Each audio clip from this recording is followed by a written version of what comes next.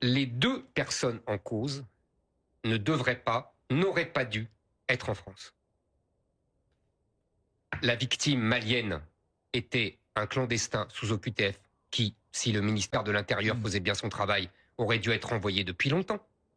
Et ce Bosnien, puisqu'on appelle cela comme ça, venu de Bosnie, qui lui était un des membres d'une famille de 11 enfants. Quel est le rapport là, Éric Zemmour? Je vais vous dire le rapport. Oui.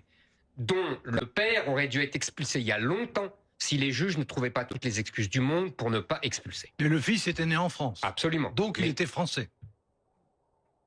Non, à sa majorité. Oui, vous oui. savez bien. Mais depuis. Mais il aurait dû être expulsé bien avant, non, mais avec sa famille. Non, mais Attendez, vous parliez du terme sémantique. Attendez, ce que je veux sur dire, c'est que l'islamophobie. ces gens-là n'auraient pas dû se croiser.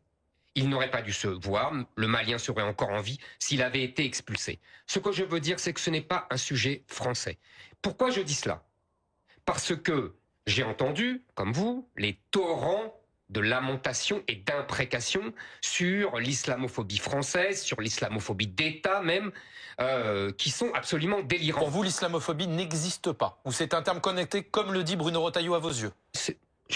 Je vais vous dire, je vous répète, on a le droit dans un pays laïque de critiquer une religion. Moi, en l'occurrence, je ne critique même pas l'islam. Moi, je combats l'islamisation du pays, ce qui n'est pas la même chose. Le problème de l'islam, c'est que ce n'est pas une religion comme une autre.